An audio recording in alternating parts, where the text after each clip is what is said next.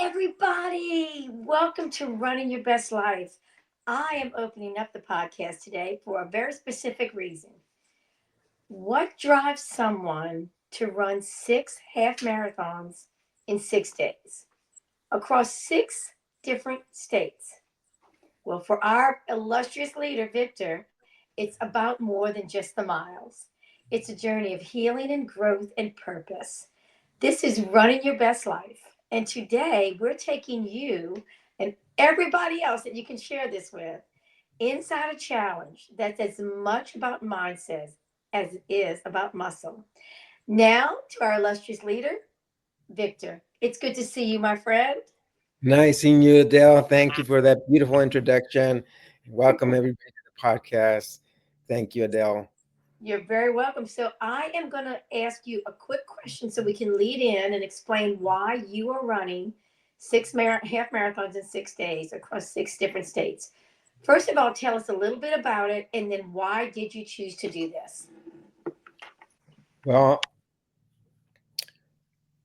well, let's start with the reason why I decided to do this was actually my ex-wife's idea. She wanted Oh, to do wow. 50 states, yes. Um, and I'm not sure where she heard it, but she contacted somebody or somebody told her, and I think it was one of the races that we normally go to where she met somebody who told her about the mainly marathons. So that's the company that organizes these groups to do a series of races where they do all 50 states. And she came to me and Okay. asked me if, hey, I want to do all 50 states. Do you want to do them with me? And I said, yeah, let's do it. So we signed up for our first series in 2022. Okay. It was called the Center of the Nations. So Okay. South Dakota, North Dakota, Nebraska, Wyoming. The series also includes Colorado and Montana, but we had already had medals from there. So Okay. we did four of that series. Wow. Well, I know we're going to talk about some of the medals, and I think you may have some to show us a little bit later in our interview. So, Center of the Nations. Now, this particular series that you're doing starts on Monday, correct? Just in a few days. Yes, and that one's called the Riverboat Series. Okay, the Riverboat Series. So, between Center of the Nations and now the Riverboat, was there another series you There did was prior one to in the this? middle we did last year. Okay, Last year we did one called the Heartland Series, which is okay, right around Ohio, Wyoming, I know Ohio, Wisconsin, Illinois, Michigan, mm, Minnesota, and I'm missing one, but yeah, that okay. was So there were a few in that one. So I'm going to ask you a question because y'all know that I am down south. So when you say riverboat, you think of New Orleans and Mississippi and the riverboat all along the Mississippi River. So tell me, where are you running the Riverboat Series? Is it down close to me? yes, it is somewhat. So I fly down to Baton Rouge, got to Mm-hmm. rent a car and drive to our first race in Winsboro, Louisiana. So Okay. Louisiana first day, but yeah, we'll be driving there. Then from there we go to Arkansas, and from Arkansas, I believe it's Kentucky, Tennessee, Mississippi Mississippi, is in and there too. Yeah. Missouri. And Missouri's where you finished. So Yes, Louisiana, Arkansas, Mississippi, Tennessee, Kentucky, and Missouri. So are you and Sherry driving from location to location? yeah. We fly to Baton Rouge, rent a car, drive to each state, and at Okay. the end we turn our car in Is it St. Paul? St. Louis, St. Louis? Okay. sorry, and that's where we fly back. And fly back home to Washington State. Yeah. So I have a question about getting ready for these races. So you're in Washington State. It's probably still cooler there than it is down here, down south, where you can hit some probably different weather conditions. have you and Sherry really researched and trained in the sense of how you're packing, what you're bringing, fueling, cold weather running, warm weather running, trail shoes, flat course shoes? Have y'all had to do all that for all of these races and pack that much? Yeah. Yes and And I would no. have 8 suitcases, one for each day. Yes, I think when, at least for me, when we do these series of races, because they're back to back, Hmm. they're definitely, none of them are A races, so we're not shooting for time. Okay. Neither one of us. When doing these races, I just want to be able to stay a steady pace. For Right. me, around 2 hours for each half marathon. Okay. And that's a nice steady pace. I'm not worried too much about the way I usually prepare for a race where I'm just doing one half marathon, and Okay. that happens to be my A race. Right. So there's not a lot of uh, trying to make sure that we're acclimated for the race or things like that. It's just like it's more of, let's go get it done, but more for all the other elements. Get to know the states, get Right. to visit Right. areas we want to visit. What are we going to do after the race? Because I'm usually done in 2 hours. I wait for Sherry for another hour and a half or so. And that's how I fill my time. I will usually interview other people. Right. And that's Right. why I like doing the halves. I started doing the full marathons, but it didn't give me a lot of time to interview people. Um, because I was out there for so long, Right. and so Right. tired that I didn't feel like interviewing anybody afterward, or even towards the end. It's like, I just want to get this done so we can go to our drive to our next race. Yeah, and do it all over again. Yeah.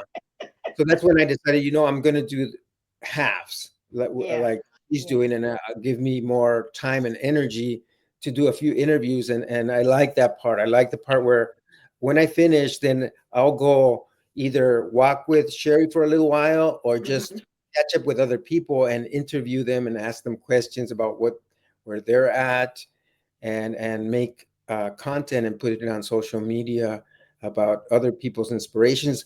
And there's just so many, everybody has a story of why they're doing it, what they're doing, and what inspires them.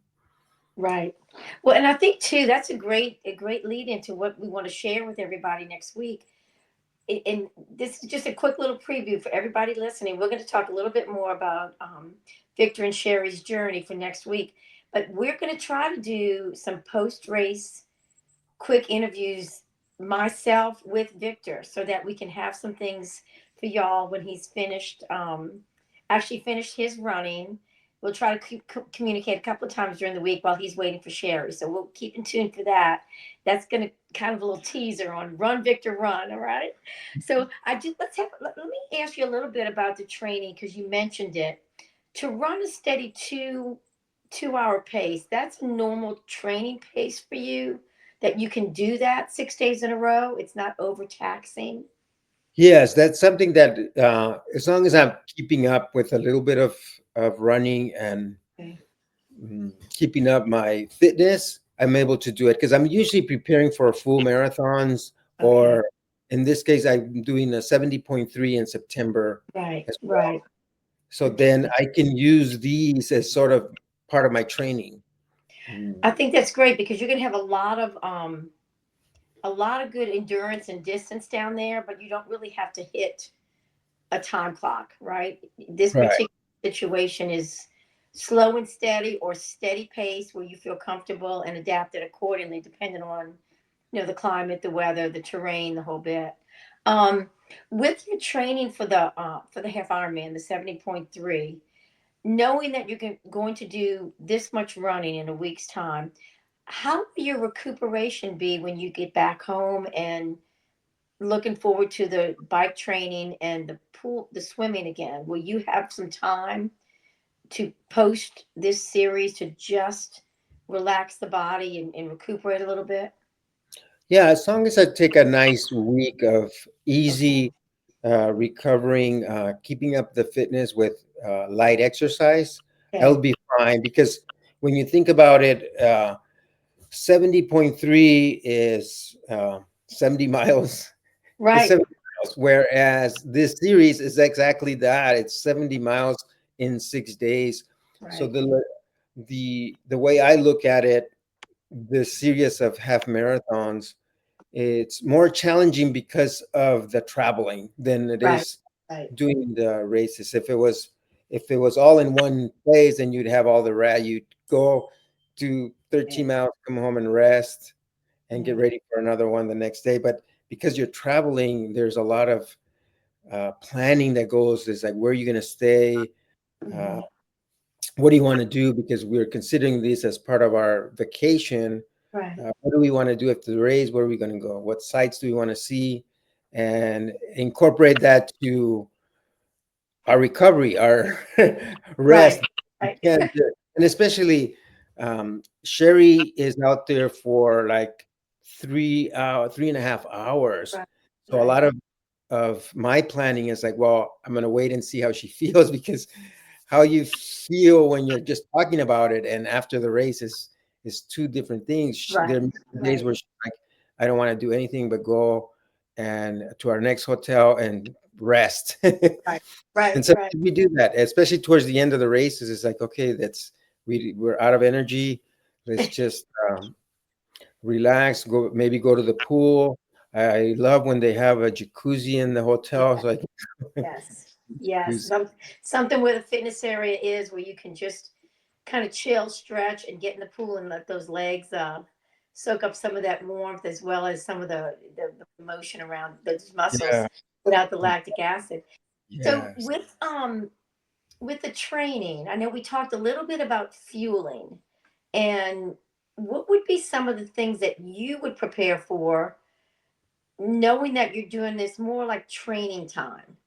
Now, Sherry, on the other hand, is going to be walking. So, and I know she has some other issues that she pays attention to when she's out doing her half marathons. What do you like to carry with you with for a 2 hour run like you're doing? Uh, we take mostly gels, and maybe a couple of fruits that we like. Make sure we take our hydration. What's nice about this series is that they usually do it where we're doing laps, and Okay. Oh, they do it. okay. They put a table where everybody puts their stuff on the table, whether it's their nutrition, your hydration. So that's where you also grab a rubber band. They use rubber bands to count the laps. So Right. uh, if I'm doing, let's say I'm doing 8 laps, Mm-hmm. every time I complete one lap, I grab a rubber band and put it on my wrist. But that's the time I also get my nutrition or a gel, my hydration, and then I go and do another lap. But Yeah. in that regard, it's different than Right. having to depend on whatever they have at the course. Right. This you can bring your own stuff, but they also bring some volunteers bring a bunch of other stuff that they allow Yeah. you to have there. Well, I figured too that was going to be one of my questions as well because when you're doing this to be concentrated in say a certain location, regardless of the distance of the lap, because sometimes it could be in a park, sometimes it could be more of a track type setting in a sense that it's a designated quarter mile, half mile, 1 mile distance, and you're doing as many laps as you need to complete the 13.1. Do you find that mentally this is taxing going around the same circle maybe 4 to 6 or 7 or 8 times to complete the race? No, I thought mentally at first that that would be boring, but I Hmm. found that just different than going to one of the big races, for example, where you're out and back, where this one has laps. And what I like about it is that you start to meet the same Okay, people, right, or right. new people. But the first time I did it, is like I got to know a lot of people right away, because you're passing them many times. Yeah, I don't know. I like that part. It became fun when you're like, oh, the laps are not that big, and every time you complete a lap, you feel like it's a victory. So the more right, laps, it's right. like, oh, another victory, and Get another rubber band. yeah, and get another rubber band, and stop and get fuel, and you're saying hi to everybody you're passing over and over and over, and so you get to familiarize with faces a See, lot. that's the people you like to interview later that you can use to tell their stories and maybe use that part of your experience for taking it back to all of us, right? You never Yeah, know when that one inspiring person may get somebody else that he sees us presenting them. Wow, that 80-year-old fella, he's doing the same thing Victor's doing, and Victor's 25 or 30 years younger. It's about a mindset. And I know that's one of the things that we wanted to ask you. I wanted to ask you, what is your mindset like day to day today? I know there's got to be some fatigue, there's got to be some excitement. How do you maintain that energy and that joy? Because I know you and I really love to run. We love the accomplishment of one, talking to everybody, but also at the end, hey, I did it. This is amazing. How do you keep a strong mindset day to day today? I think looking at the big goal, like how awesome it's going to be able to say I did 50 states, I did all 50 states, Right. and that's in the big picture. But it goes beyond that. That you see these people doing this. Some of them are doing it for the third and fourth time in a row, like did 50 states, and then they just started doing it all over again, and that it became their lifestyle. And it goes back to thinking about fitness and doing these type of sports for longevity, Right. for living longer and healthier throughout your life. Whereas sometimes when we focus on one race, we want that to be a PR. We want it to perform at our best, but we don't think too much about what about afterward. What's gonna? Am I gonna repeat this? Because we uh, realistically we can't PR every single time for years and Right. years, and it's too taxing on the body. Whereas some of the things that a lot of the people doing the 50 states, they take an approach that's going to allow them to not get injured so that they Right. can keep doing that. So they pace themselves. They learn to pace themselves really, really well. And it Yeah. goes back to the things that you and I have been talking about in the podcast of incorporating running to your walks as a Mhm. way to do this for longer without injuries, because Right. uh, running is hard on the body. It's a high impact sport. And if you can incorporate, especially as we get older, we can incorporate a little bit of walk into our runs strategically, you're going to be able to do it for a lot longer. And sometimes your time out there gets better at times. Right. Right. Well, I guess you learn how to really manage your energy and keep some Yeah, in reserve. You'll be doing back to back days. Manage your energy and keep some in reserve, but also too, that's getting the rest and nutrition and hydration after each day, where you're not going to walk around a town for another 4 or 5 hours. You and Sherry will be exhausted, and then your legs will be really tired the next day when you really wanted to reset. So, okay, good. So, I think this is all relative truly to the purpose you're doing this, right? right. That personal challenge, that personal goal, your why, so to speak. So, I'm going to recap a little bit, and I want you to say a little bit more to our viewers too. Not only doing the 50 states, because obviously this is important. I've got about 18 states that I actually ran marathons and half marathons in. The goal was always to try to run all of them. Now it would be to either run, walk, or bike, or hike, or cycle, something that I could at least get to all 50 states. But the why is not so much check each state. The why, as you mentioned, it's personal. There's a reason, right? I Right. definitely want to see part of my countries. I want to experience it from the ground level up. What would you consider is your biggest why beyond seeing each state? Probably, I would say the fun part that it's fun to do this. And I just discovered another fun way of staying active in running. Mm, When Sherry brought this idea to me, hey, let's do this. It's like, oh, wow. I get to run in all states, but I also get to learn, because that was my biggest part, was I get to learn from first visiting all these states, but also from asking questions of other participants Right. of their Right. story and why they do it. Mm. I like that. And That personal discovering. touch, right. Yeah. But you know what, too, Victor? Think about it. One of your major focuses on starting your coaching platform was earn your mission, right? The EYM. So Yes. it's sharing the stories and the reasons why. Yes. It's that one story that impacts you that us not only inspires us, and we each have our stories that we've shared, but we aspire to maybe reach a level that someone you meet has reached and given you that next level to be encouraged and excited about doing this kind of challenge. I Yes. love that part of it. Yeah, and such a diversity, because all of these races that we're going to, they're all USTF certified. So they're Okay. certified courses. Okay. So if somebody want some of them, if some of them wants to qualify for the Boston Marathon, they could actually Uh-huh. use these to do Okay. that. They're not organized the way a big race is organized. Right. But Okay. you see that difference between those who show up, they want to do their PR, and this is maybe their first marathon, and they're out Right. there and Right. pushing the pace. And Right. it's just interesting to see. Not too many people show up like that. Most of them are the ones that are trying to get the 50 states, but every once in a while, somebody shows up to do their first marathon. And that's always interesting to see. And, Yeah. and you can see them going all out and going at a different pace. And, Yeah.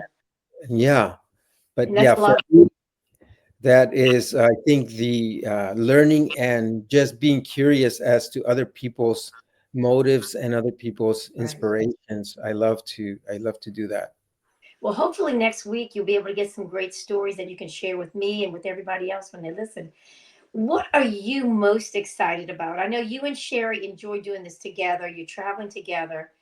What are you specifically most excited about beyond seeing these new states that you haven't been to before? Uh, Gosh, it's hard to pick because I It get is, isn't it? I mean, so I know excited we about talked so many about so different many things. things already. Yeah, I think probably seeing the Okay. people that I got to meet, and so I haven't seen them in a whole year, and I Right. get to see them again, and that is exciting. Hmm. Mm, and maybe interviewing some of the same people that I've interviewed. I would love to get the organizers to allow me to interview them, Right. and maybe even if we get on the podcast next week and I'm able to talk to them, because they've done an amazing job at doing this year after year after Right. year Right. of organizing these races. See, I Mm. think that's a big job because you're coordinating people coming in and out of town, 24 hours basically visiting in your community. You want to make sure that they feel welcome. You want to make sure they have everything they need. If they blew out the pair of running shoes and they didn't have another one, they need to have somewhere where they can go to get a pair of running shoes and new socks. So you always have those kind of community support vendors and resources, I would assume, even though there's smaller numbers in these races, I would assume the communities come out and help support the program, correct? Yes, not of course not in the numbers that are in the big Right, races, but right. for the guys that are in charge of this, the company, the mainly marathons, it's only, I think it's a couple of brothers, and they take their motorhomes and they have to pretty much sleep, because they have to wait until the last person crosses the finish line. Right. And some of these people, I think they even have like 50 milers at Oh, times. So okay. we are talking about, uh, for some people, they're out there 7 or 8 hours, Right. and they have to wait to Right. the last person and do the same thing that we do. They have to drive to the next state and park their RV there and set up the So for the the next next, morning. and Yeah. all the signs and everything. Oh my gosh. So all the races are set to. I know the southern area, and obviously I know the climate down here that where you'll be starting, which is Louisiana. But all the races will start in the AM, the early morning hours, or any other. Yeah. Okay, okay. Usually at 6 in the morning, but I know that the last race we actually ran into different time zones. Oh, that's They right. have to Okay. warn us, like, oh, in the next race we'll be on Eastern time instead of Central time. So sometimes we get an hour, extra hour of sleep. Sometimes 1 hour less of sleep. Sometimes you get less. Yeah. Sometimes that extra hour more is what you really want. Yes. So I had a question a little bit more about how you might be able to utilize these experiences. Now, this is your third series. How would you utilize some of the things you're learning, not only in the physical part of the running, but in your coaching arena? What can you take away and maybe apply to the different programs you have, especially your Iron Edge, which is basically an Ironman triathlon training program you're doing with Derek. You Earn Your Mission, which obviously supports both the mindset part and the training for marathons and long distance running. How do you think your personal experience of achieving this challenge will affect how you look at your next level of coaching? Hmm, I think learning the why, because that's Okay. what I'm getting to know people, and also helping people discover what makes them want to Okay. do what they're doing, and Right. how to remind themselves, because sometimes we'll forget. Somebody will sign up for a race because they want to lose weight, for example, but then Right. they get Okay. addicted and they want to do better the next race, because that's what's kind of what happened with me. I My sister put me into a challenge to do a marathon. Then somebody told me that if I qualified for Boston, I would be considered an elite athlete. Mhm. So then Right, I right, want to and qualify that's for true, Boston, very true, yeah. and So she 6 years challenged later, she challenged yeah, you to qualify, yeah. she challenged me to do a marathon, and then I did the marathon. But somebody else said, "Hey, if you qualify for Boston, you would be considered an elite athlete." And I thought, "Oh, I can do that in my next race." Well, it took me 17 more marathons before I qualified, but by then I was hooked. But it's still a reminder. It's like, why? Okay, once I qualify, why do I still want to do this? Right, right, And what's my reason now? And I think that I like the way I feel, right, staying physically fit, staying, yeah, motivated, having a purpose. And then once I made it part of the coaching, it's even more. So I think, to answer the question about what I bring to the coaching community, I think a better way of helping my clients discover their why, and if they mhm, know their why, to continue to go back to their reason of why they're doing it, right, and to not forget that, and take those precautions, because most people want longevity. They want to do this for a long time, and that's where we set certain parameters that are going to allow them. They're going to keep them from getting hurt and getting to the race, and also start thinking about what's after that. What do you want to do after your A race, that we call it, your principal right, race? right, And, right. and Hey, yeah. I think this, when we train our clients and our, let's say, first time clients, first time marathoners or first time half marathoners, once they've experienced the accomplishment, so many things are learned, right? We have both been there. This is another challenge. This is not a challenge that I would do right now in my life because I don't have the base for it right now, right? I used to, but I would not have it right now.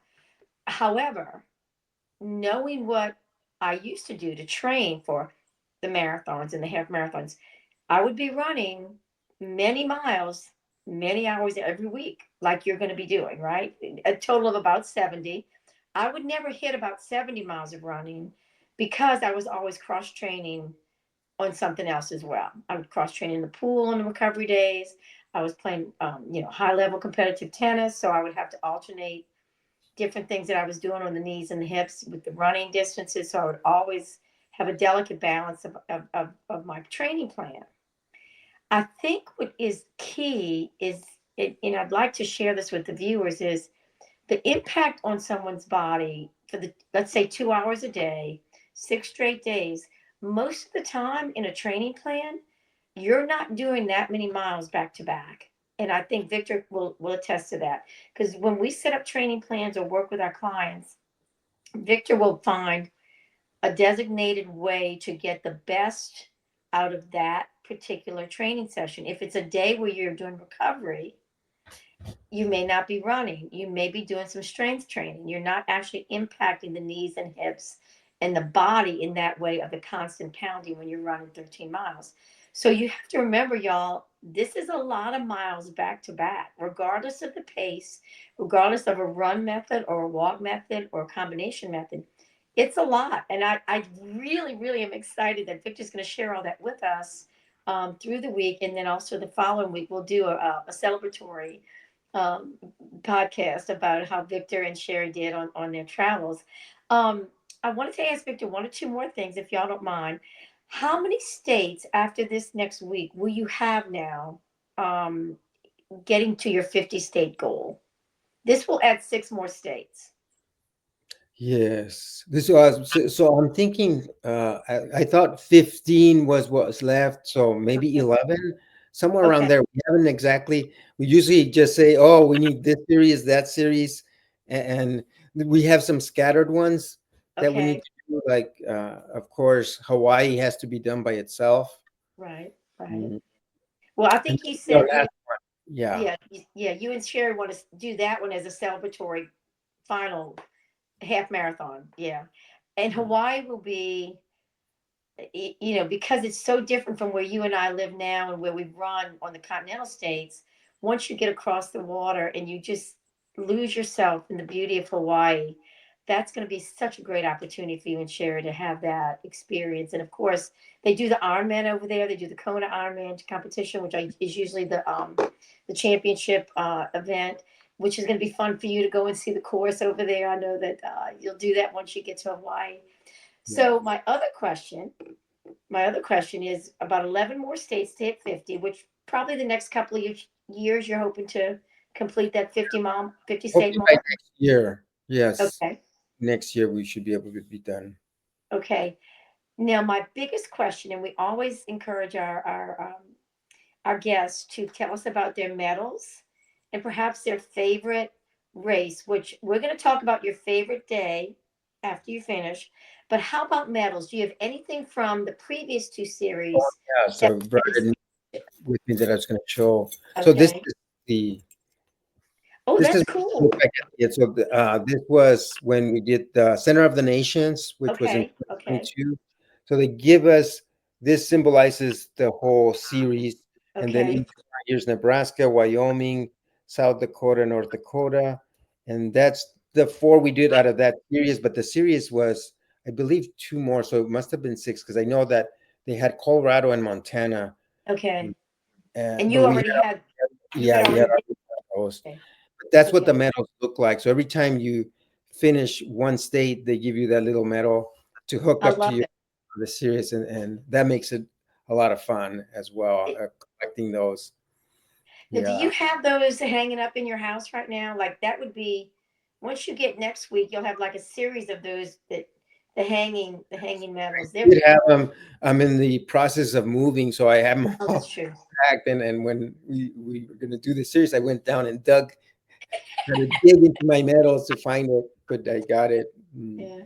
Wait till you have a settled place and you can put those all on the wall. What a Yeah. conversation, right? Yes, Just a and that's the way I conversation. had it. Some of my content, you can actually see the medals where I had them hanging in my room Yeah. before. So y'all, we're gonna probably wrap up in just a minute, but I do have one other question for Victor, and I know he is going to finish Gerardo, Missouri. Cape Girardeau, Missouri will be next Saturday, correct? I think Right. That'll last be one you told me. yes. And what we're going to do with y'all next week, we're going to pick out a couple of mornings. We're going to try to get Victor and I hooked up together when he's still maybe at the race site while Sherry's finishing up before she finishes. And he can visit with me while he's interviewing some of the other runners and people around to support those that are running. So we hope to bring that to you. But the following week, we want to have a recap. And I'm going to ask Victor to be aware of something. I will have a question for him. Two questions. One, what was his favorite day of the week? N- Not necessarily the course, but his favorite day, which takes a lot of things into consideration. The other thing would be we want to see the medals. Yes, definitely be showing those. And I'll be on social media as well. So if people are Okay, following me, whether it's on Instagram or Facebook or YouTube, I should be posting stuff on there as well. I'm okay, also encouraging people, if they watch the YouTube, to subscribe to my channel and subscribe to my newsletter. Because what I did is I wrote the big email this morning about the series, and okay, I'm going to also write. I'm going to try to write an email each day on the experience, the okay. things that we look for, the challenges. One of the challenges of planning is, of course, where you're going to stay every day. Right, right. There's a lot of people who travel on a motorhome. That would probably be the ideal if you're That's trying to save money, yeah. because it does get very expensive to get a hotel every night. But Yeah. sometimes I've seen, if you rent a motorhome, it's probably even more expensive. Well, yeah, that's true. Because if you take it with you the whole week, most of these are just a few hours apart. Am I right in making Right. I that? think our longest drive is on this particular series. Of course, in other series we've drove longer, but I think this one is going to be about 2.5 hour Oh, drive okay. the most That's not that between. bad. That's No, not that. that's not at all. The further you get into the East Coast, closer the states to each other. Mhm. It was And this that'll year, be a little center of the nation, I think, is the one that had the more challenging of driving. of driving. Yeah. Well, because you're in a mountainous area as well, Yeah, it's not just flat plains. You'll be a little bit yeah, flatter down south, at least for part of it, till you start to yeah. head back up And to the when you mid. do California, California, I think also, because I lived in California and didn't experience Right, that, right, but right. people who have to come from the East Coast to do like California, Arizona, and all those, they also look long drives. Yes, that's true. That's true. Well, and you want your legs to be like take turns driving because you want to stretch out those legs. Don't let Yeah, that lactic acid build up. So I am going to make a suggestion. And one of the biggest things that I used to do is treat myself like a week after a marathon to a really good sports recovery massage, especially the neck and upper back, because you know you're still moving. You don't think they get sore, but you're still moving your shoulders. You're still moving. You're still taking the impact. And obviously, from the waist down, the legs, you want to just get all that lactic acid out. Do you like to do a massage post this kind of running that many miles for your body? haven't. I've done it in the marathons or longer races. Then yes, I love those. Okay. I haven't done in this series, and I'd like to go back to one of the comments of training. Okay. The conventional training for a marathon, half marathon, of course, is a lot more recovery and shorter runs. But there Right. are people who are training for example, for ultras like 100 Right. milers Right. or races like that, where they do use these series as part of their training, because you can do sometimes 50 milers or marathons. And if you do 3 marathons in a row, well, you are they can use that as training for their Right. ultra marathon race. Right. Oh my gosh. You know, the amount of miles is mind boggling. However, I did the Princess Half Marathon weekend 3 times, which is the Run Disney down in Orlando. The last time I did it was about it was 2018. It was 2018 because I had turned 60 and a good friend of mine had turned 65 prior to the race, and so we were kind of celebrating our our milestones. But I Yes. would run, and I was running at the time. So I was running the 5K on Friday, the 10K on Saturday, and the half on Sunday. And the 10K and the half was always considered like a princess challenge or glass slipper challenge because it's centered around Disney World. The 5K was usually a fun run for most people because the families would do it, the kids would do it too. But when you add up those miles back to back and the just getting the sleep, the early morning, pick up to the race site, and of course those are large numbers, obviously. How does that affect your sleeping? knowing you've got these early mornings to get up, kind of go through your pre-race routine, pre-race nutrition, pre-race meal to get ready.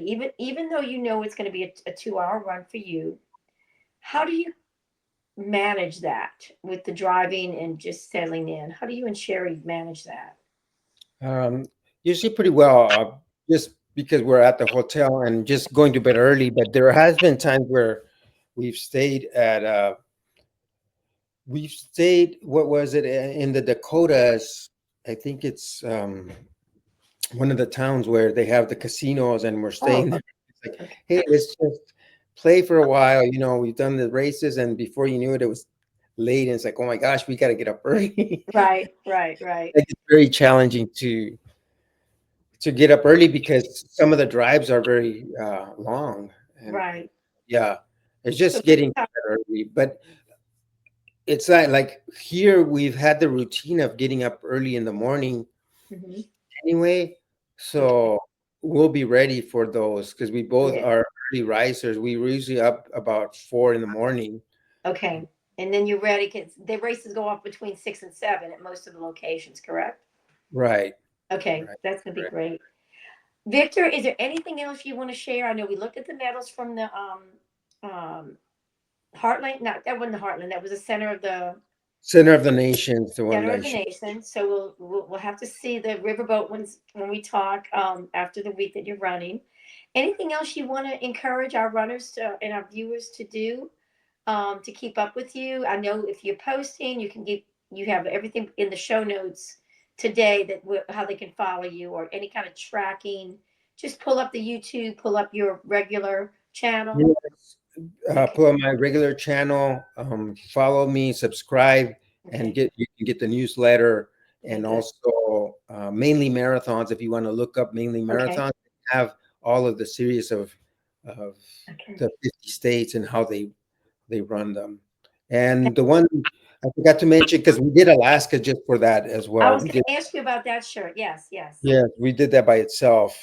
Okay. It's So just that also one's checked. way out there. Yeah, And I've got Alaska. I've got Alaska under on my list already as well. I oh run yeah. half marathons in Alaska, not the full marathon. But the funny thing is that I was able to do it when I was on an Alaskan cruise. So I Oh kind no. of combined it all, and I said, "Oh, I'm gonna I'm gonna do that because Alaska will be checked off the list." And that's actually how I got Washington. I did Washington, and because we had several days in the Seattle area, so I was able to run in the Seattle area, and then had the Alaskan cruise, so I was able to knock out Alaska too. That it's just so much fun to be in so many different locations and enjoy the scenery and enjoy the people. It won't be a lot of time you and Sherry are there, but you'll at least make connections there. So I'm excited to hear all about it. Okay, y'all tune in next week. Victor will have some things on the show notes. We'll have some quickie little run Victor run kind of interviews a couple of mornings after his races. And then definitely tune in. I know that next week and is Easter weekend. A lot of people may be traveling or kids may be off school. Always go back to that podcast that's going to follow that Easter weekend if possible, because we're going to do a recap and let Victor tell us all about his experience. And if Sherry has anything to add, I'm sure he'll bring some notes for Sherry too. So, Victor, anything else you'd like to say to our viewers until we meet again? Does run your best life. Keep running, keep tuning in, and I look forward to sharing all my stories and look forward to the races. I think it's going to be wonderful, y'all. Again, enjoy your day. Let's all cheer Victor and Sherry on next week. When you wake up next week every morning, run, Victor, run.